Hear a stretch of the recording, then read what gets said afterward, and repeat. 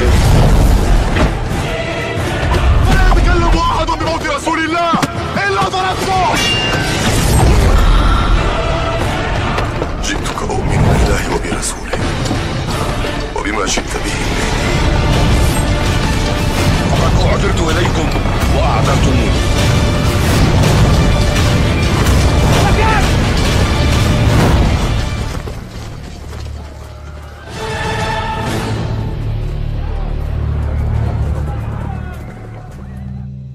Berdakwah secara terbuka, secara terang-terangan.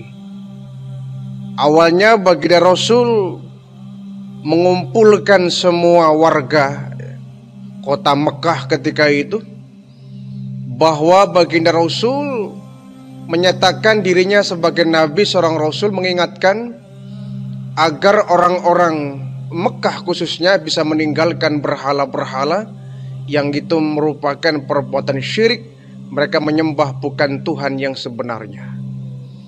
Nah, semenjak baginda Rasul berdakwah terang-terangan, maka gembong-gembong kafir Quraisy mulai merapatkan barisan.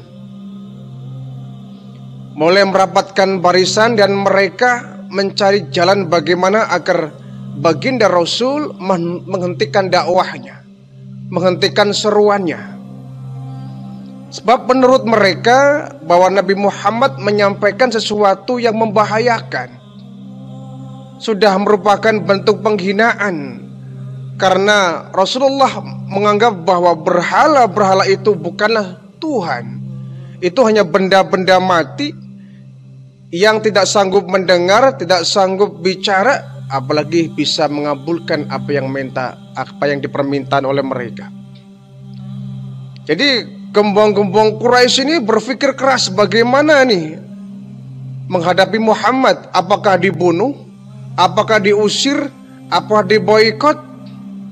Atau kita bungkam? Karena mereka anggap bahwa seruan baginda Rasul sudah keterlaluan, ya, sudah mengusik ketenangan orang-orang Mekah ketika mereka menyembah berhala. Suatu hari ini gembong-gembong kafir Quraisy mengadakan satu rapat pleno, ya. Dihadirilah oleh gembong-gembong Quraisy, ya. Tokoh-tokoh kafir Quraisy, Abu Jahal, Abu Lahab, Sufyan bin Amr, Aswad bin Yaquts. Termasuk di antaranya ada Walid bin Haris. Walid ini juga termasuk orang yang ide-idenya selalu diperhitungkan, ya, oleh masyarakat Quraisy, karena dia tuh orang yang kaya, sehingga kalau orang kaya biasanya omongannya selalu didengar, ya. Walid bin Haris ini dalam rapat pleno ini membahas bagaimana menghadapi Muhammad, ya. Saudara-saudara, kita tahu bersama bahwa Muhammad sekarang sudah mulai berani menghina Tuhan-Tuhan kita, berhala Latta, Uzza, Manat, dan Hubal. Dia sudah mulai berani menyampaikan ajaran secara terang-terangan. Dia memperkenalkan Tuhan baru kepada kita, Tuhan yang gak kelihatan. Kalau Tuhan gak kelihatan, lalu kita bagaimana menyembahnya? Ini Muhammad sudah mulai gila, ya. Dia sudah mulai menyebarkan ajaran yang tidak-tidak, mengajak kita untuk meninggalkan berhala. Sementara berhala ini adalah Tuhan-Tuhan kita yang sudah disembah oleh nenek moyang kita puluhan tahun yang lalu. Nah, ini Muhammad kalau nggak dihentikan ini berbahaya. Apapun caranya harus kita lakukan agar Muhammad berhenti. Apapun taktiknya harus kita perbuat agar Muhammad tidak lagi mengajak golongan kita untuk meninggalkan berhala-berhala ini. Kira-kira tuan-tuan ini ada yang punya ide enggak? Jadi dibahaslah dalam rapat pleno itu cara bagaimana untuk menghentikan dakwah dari baginda Rasulullah Sallallahu Alaihi Wasallam. Nah, di antara anggota rapat itu, ya, ada tokoh Quraisy bernama Walid bin Harith, ya. Walid ini yang kemudian di kemudian hari dia akan melahirkan seorang anak bernama Khalid bin Walid, ya. Di Walid ini termasuk tokoh kafir Quraisy yang sangat diperhitungkan ya. Karena dia orang kaya, sehingga dengan hartanya dia bisa berbuat apapun. Nah, Walid ini ketika rapat pleno itu entah kenapa hanya diam ya, tanpa menyampaikan argumen-argumennya. Ketika ditanya, "Hai Walid, kira-kira kau punya ide apa ini untuk menghadapi Muhammad ini?" Kata Walid, "Kali ini saya nggak punya ide. Saya nggak punya ide, silakanlah kalian bahas. Barangkali yang lain masih punya cara. Saya nggak punya ide." Kata Walid ini. Orang-orang bilang, "Tumben kau Walid, kau paling vokal biasanya. Kau banyak mengeluarkan ide-ide cemerlang. Kenapa sekarang kau bilang gak punya ide apapun? Kau lebih cenderung diam." Nah, kami curiga ini, jangan-jangan kau Walid sudah termasuk pengikut Muhammad ini. Walid disenggak begitu ya, digoda begitu, marah dia. Jangan asal bicara ya. Tidak mungkin seorang Walid mengikuti ajaran Muhammad. Saya sudah memiliki Tuhan yang banyak memberikan kekayaan, Hubal. Tidak mungkinlah saya kemudian mengikuti seruan Muhammad yang gila itu. Tidak mungkin aku berpindah ke Tuhan yang lain, kata Walid. Terus kenapa engkau diam? Ya diamnya saya karena saya nggak punya ide. Oke, saya kasih waktu 3 hari ke depan. Saya akan meminta ide kepada Tuhan saya Hubal. 3 hari ke depan saya akan pasti punya ide yang cemerlang. Ini ada emosi nih si Walid ini. Pulanglah Walid dari tempat ya, Darun Nadwah, jadi tempat yang untuk mereka berdiskusi, Darun Nadwah namanya ya. Kalau baginda Nabi dan sahabat Darul Arqam ya. Kalau ini Darun Nadwah, tempat mereka untuk membahas permasalahan tentang yang ada di lingkungan, termasuk membahas bagaimana perjuangan Nabi dalam berdakwah. Walid ini pulang. Kemudian Walid ini dia mempunyai berhala namanya Hubal ya. 2 buah berhala yang cukup besar. Dia keluarkan itu berhala Hubalnya, 2 buah berhala Hubal yang dirias sedemikian rupa menggunakan pernak-pernik yang mahal. Dia orang kaya ya. Dipakaikan baju yang mahal, yang menarik, dikasih pernak-pernik yang cukup menarik ya. Dengan aksesoris yang mahal. Dibawalah keluar nih Hubal. Disembahlah oleh Walid bin Haris ini. Siang malam ya, 24 jam dia nggak bergeming, tidak pindah-pindah tempat, di situ saja di depan berhala. Menyembah terus. Nah, sampai di hari yang kedua Walid ini kemudian bicara dengan Hubal nih, "Wahai Tuhan Hubal, tolong berikan aku ide. Bicaralah kau kepadaku. Bicaralah, berikan ide kepadaku bagaimana tentang Muhammad itu."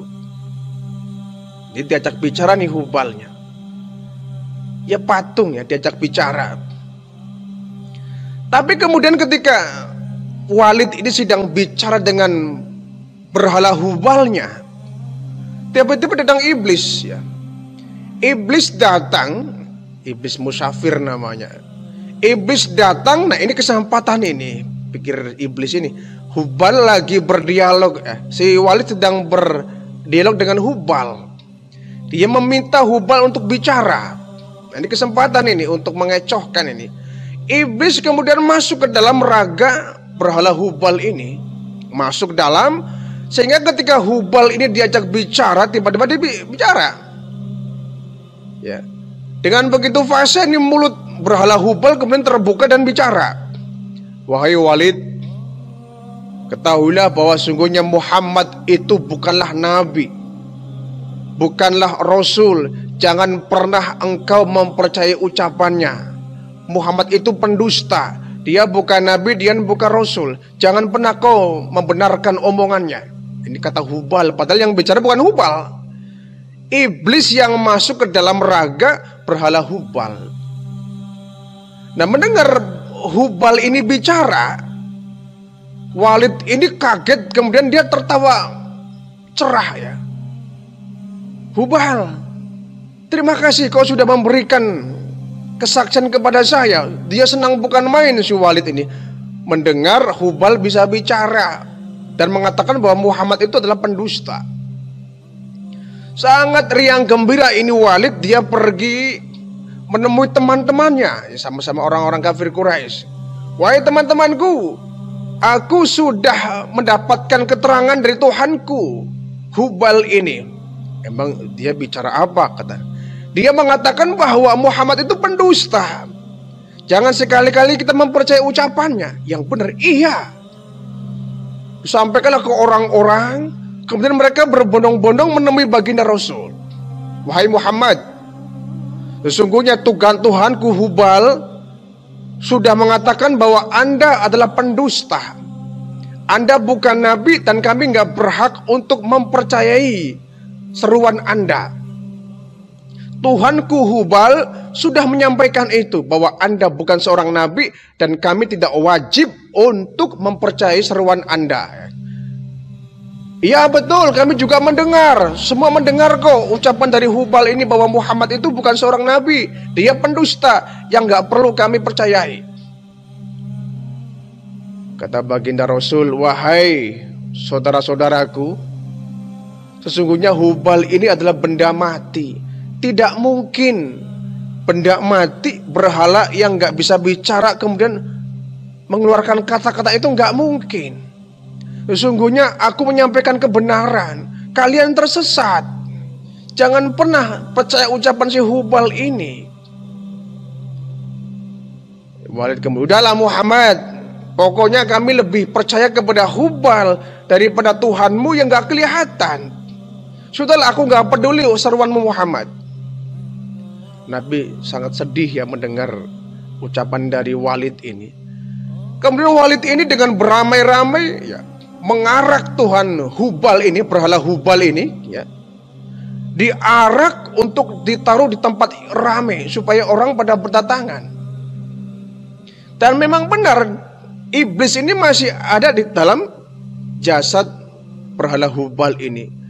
Orang kumpul di tempat yang ramai. Hubal ini bicara lagi, wahai orang-orang penduduk Mekah, percayalah kepadaku bahwa Muhammad itu bukan nabi, Muhammad itu bukan rasul, ucapannya dusta, kalian tidak boleh percaya ucapannya.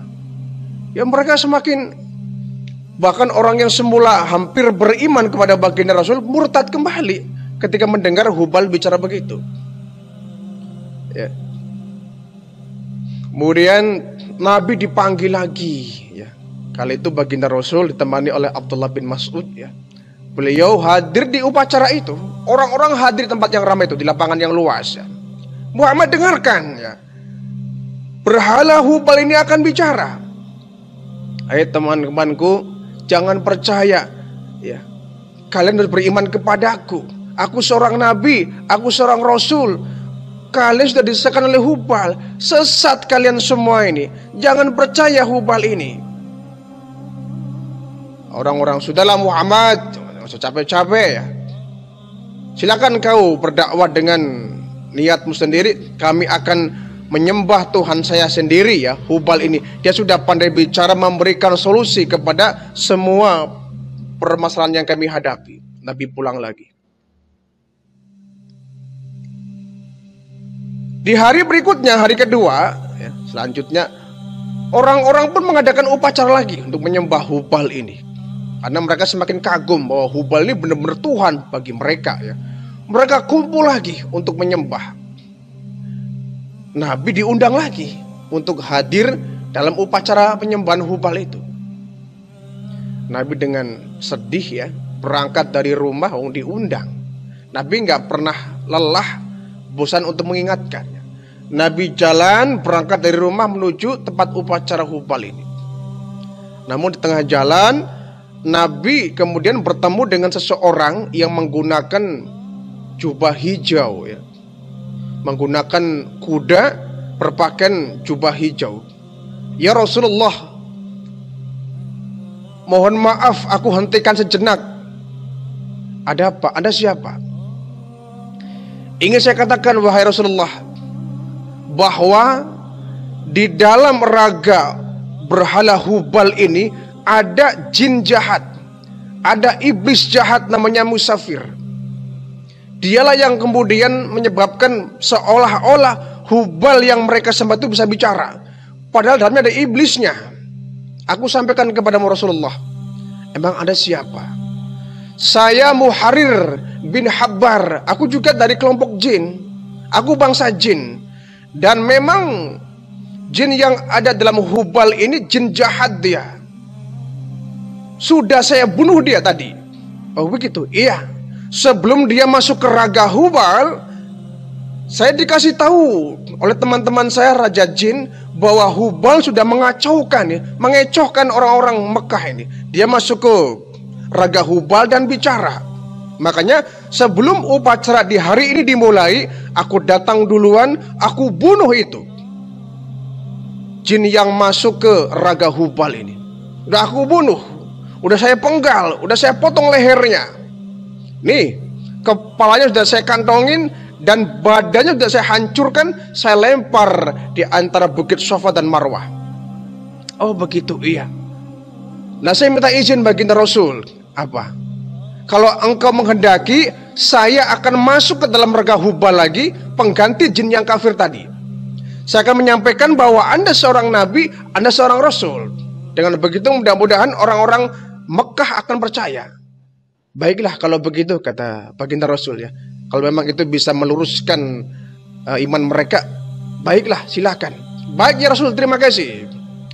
Jadi Muharir ini ya, sama-sama bangsa jinnya ya.